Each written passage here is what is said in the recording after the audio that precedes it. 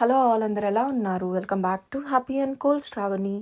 ఈరోజు మన వీడియో వచ్చేసి బెండకాయ రోటి పచ్చడి. ఈ రోటి పచ్చడి చాలా ఈజీగా చేసుకోవచ్చు. ఓన్లీ 2 ఇంగ్రీడియెంట్స్ మీ దగ్గర ఉంటే చాలు.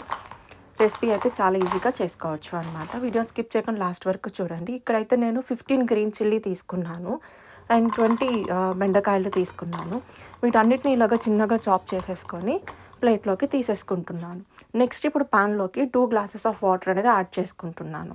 ఈ వాటర్ అనేది మనకి రోలింగ్ బాయిలింగ్ అవుతుంది. ఆ టైంలో మనం ఇక్కడ కట్ చేసుకున్న బెండకాయ పచ్చిమిర్చి యాడ్ చేసుకోవాలి.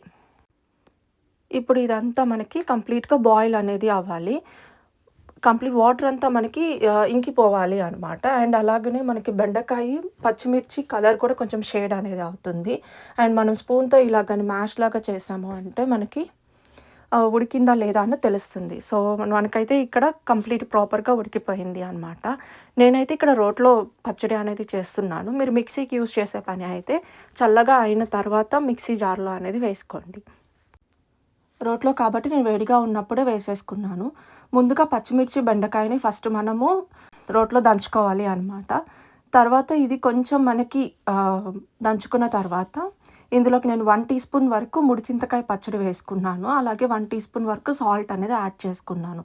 యాడ్ చేసుకొని అది కూడా మొత్తం అంతా ఒకసారి మళ్ళీ దంచుకున్నాను అనమాట. మీ దగ్గర ఇన్‌కేస్ ముడి చింతకాయ లేదు అంటే మీరు చింతపండు కూడాను వాడుకోవచ్చు. తర్వాత ఇందులోకి నేను 1 మీడియం సైజ్ ఆనియన్‌ని ఇలా చాప్ చేసుకొని యాడ్ చేసుకున్నాను. అండ్ ఫైనల్లీ వచ్చేసి వెల్లుల్లిని ఒక 4 యాడ్ చేసుకున్నా అనమాట. వెల్లుల్లి రెప్పలు. వీటన్నిటిని మనం మ్యాష్ చేసేసుకొని అండ్ ఫైనల్లీ బౌల్లోకి సర్వ్ చేసేసుకోవాలి.